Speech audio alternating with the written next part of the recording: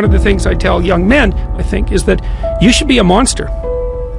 You know, because everyone says, well, you should be harmless, virtuous. You shouldn't do anyone any harm. You should sheath your competitive instinct. You shouldn't try to win. You know, you don't want to be too aggressive. You don't want to be too assertive. You want to take a back seat and all of that. It's like, no. Wrong. You should be a monster, an absolute monster, and then you should learn how to control it.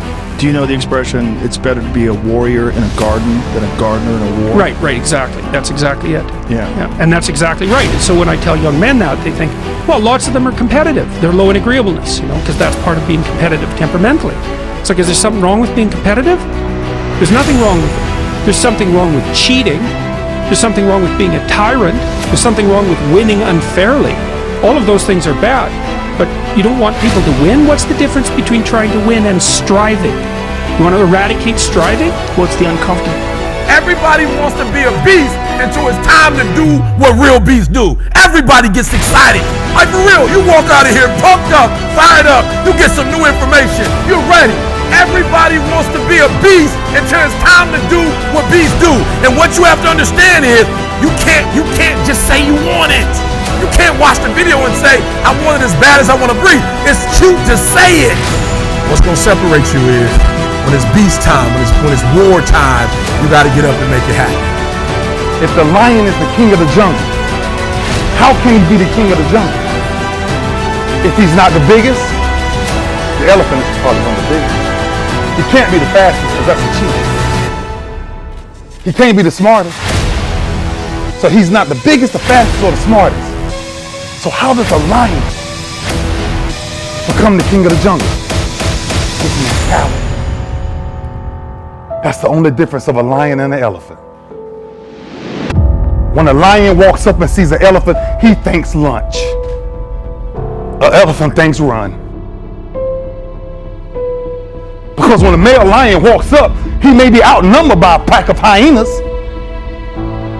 But I'm king of my jungle because of my mentality. When a lion sees a gazelle and the gazelle sees the lion, both beasts see each other at the exact same time. When the gazelle sees the lion, because of how he's wired, he automatically, fear takes over. When the lion sees the gazelle, he lights up. It's showtime. The hunt is on. This is what I was made for. Right, for real, there's some of you, there are opportunities that you're like, it's too difficult, it's too hard, nobody can do it. You're not wired properly. I must turn it into a t-shirt. We turn tragedy into triumph.